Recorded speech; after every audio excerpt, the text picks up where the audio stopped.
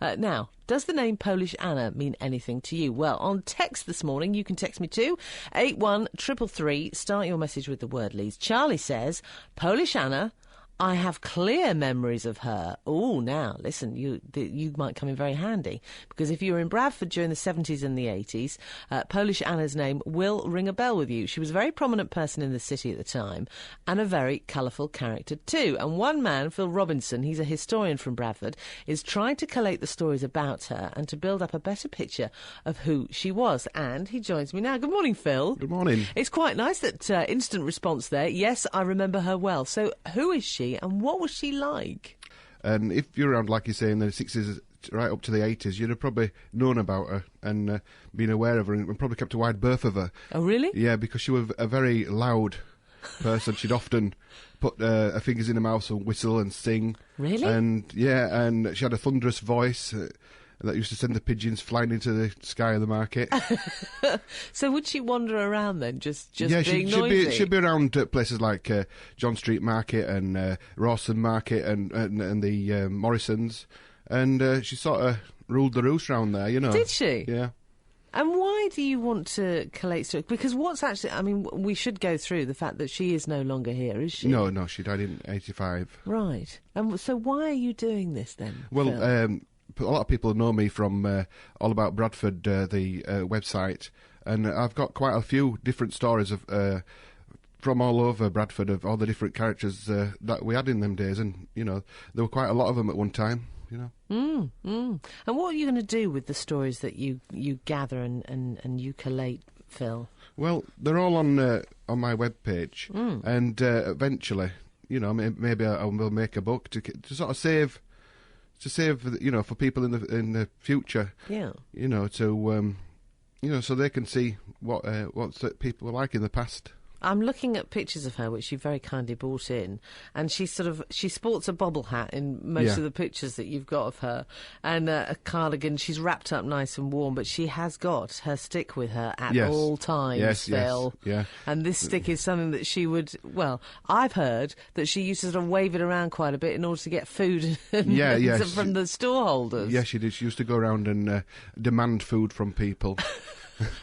and I guess she was quite successful. Yes, she was. She was a big woman. and people just gave her it for, you know, really? That's how they did it. And, I'm not sure why, but, you know. Do we know where, I mean, obviously Polish Anna, she hails from Poland, but do we know any more details about her? Well, the earliest picture we have of her is a card that shows that she was in Auschwitz as a slave worker. Oh, yes. Now, I'm looking at that now. Auschwitz, Ludwig-Werfer. And it's Torba Amalie. That's her name, yeah, that's her original name. People knew her as Big Anna or Russian Anna or Polish Anna. Yeah. But that were actually her name was that. It's quite interesting. How did you get hold of this? Well, just through the people I spoke to and put it together like that, and various books and pages and newspapers. Yeah, she looks frightening actually, but I guess it wasn't a good time. When she was younger, she was quite a slight woman, really. Yeah. And there were rumours that she were sort of academic at one time, and she did tell somebody that she were a medical student, and the fascists put an end to that. Well, I'm looking at another photograph of her in a lineup, and she looks like she's wearing the white coat and of a nurse, actually. Yeah, when she came, we don't know how she got to Bradford, but when she came, she worked at Morton Fever Hospital, and you can see the picture there. These pictures were found in a skip in an envelope. No.